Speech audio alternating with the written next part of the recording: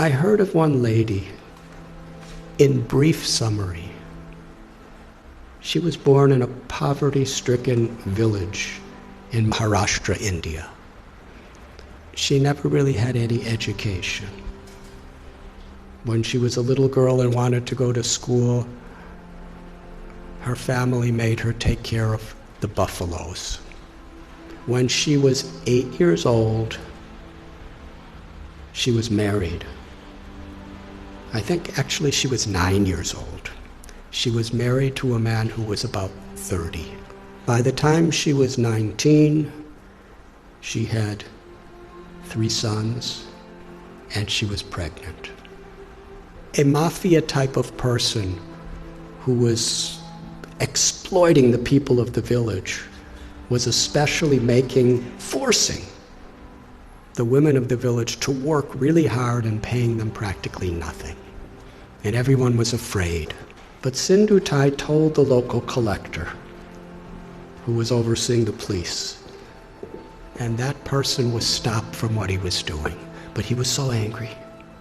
He went and told Sindhutai's husband a lie.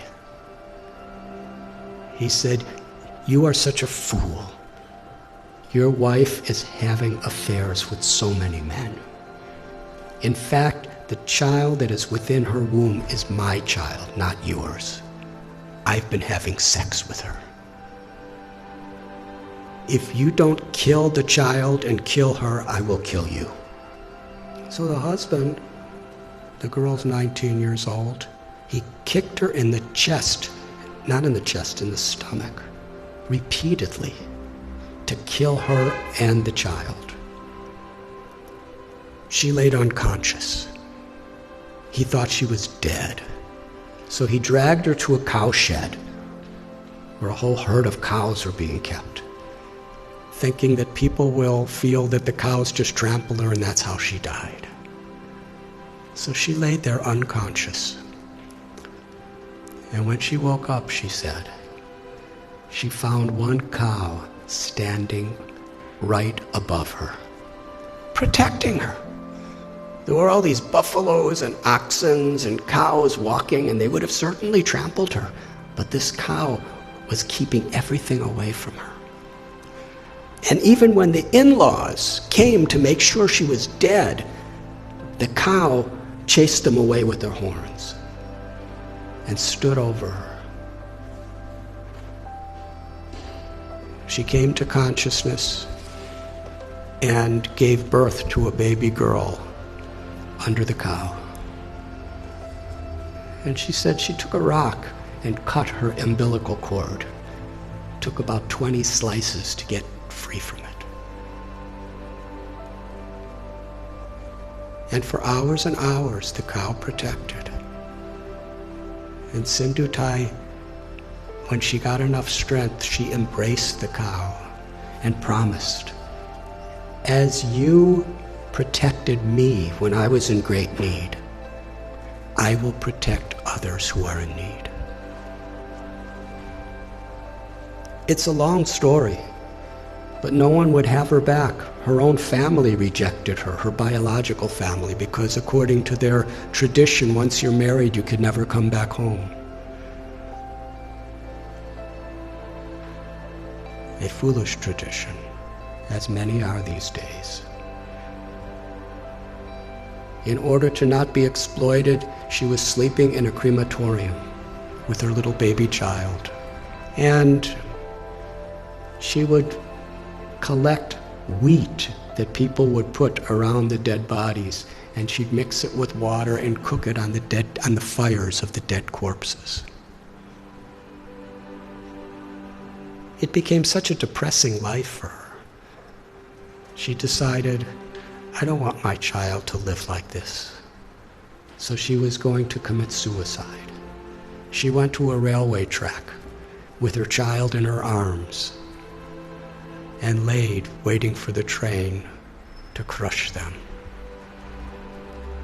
But as she was laying there, she heard someone crying in anguish. So she got up and she found an old man who was crying out. He was crippled. He was very, very invalid. He was crying for some food and water, so she went and begged and got him food and water. And she was thinking that old man was the voice of God. She called Krishna. She said, was telling me that I had a higher purpose in life than to commit suicide. I have something to do, something to contribute to this world. But then later in the day, she was sitting in a field wondering, what am I going to do? I have nothing. I have no one. How can I help anyone? She was under a tree, and she saw that there was a branch of the tree that a woodsman with an axe had violently cut. The branch was just hanging by a single string. But that branch was giving her and her child shade. So she was thinking, this is the answer. However much I have been beaten down, still I could do something for others. So she started going and finding homeless, abandoned, orphan children. And she became their mother, taking care of them. Somehow or other, she learned how to sing really nice, and she begged with her singing, and she provided for them, and somehow or other kept them safe. And after some time, people saw what a difference she was making to so many people that they built an orphanage for her. Over the years, she said, she's had about 1,500 children, over 1,000 grandchildren. And she's made a tremendous difference in her life. All of her children have a great education. Many are doctors and lawyers and farmers, something she never had. She's won so many awards internationally for her accomplishments. But then she explained what the most meaningful and fulfilling thing she ever did in life. Years and years later, after the president of India gave her awards and governors of states and international awards, this really old man came to her orphanage. He was starving. He was sick. He was homeless. He was asking for shelter. After a few minutes, she recognized this was her ex-husband, the person who tried to murder her maliciously. She said to him, when you left me to die, I was homeless in rags. Now you're homeless in rags, and I have a nice place with so many people. She said the most meaningful thing in her life is she forgave him.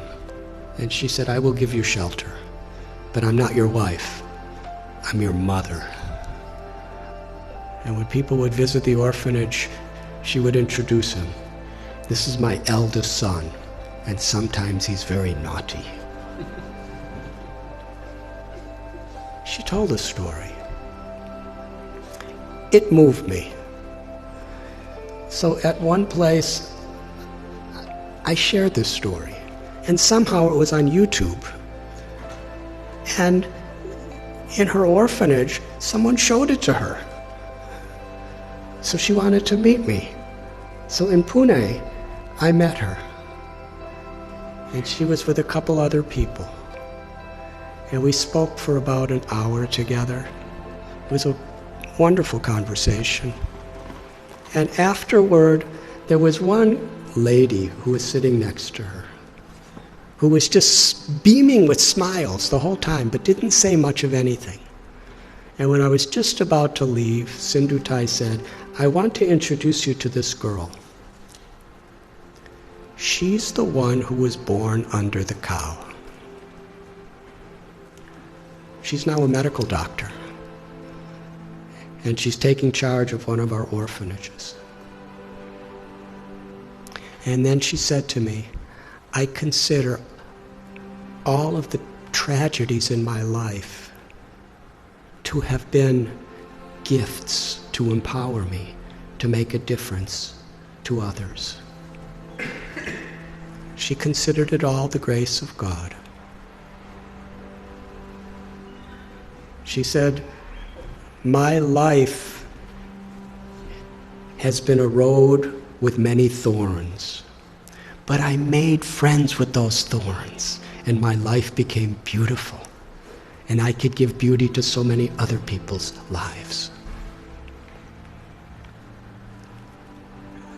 That's one little example of influence without affluence.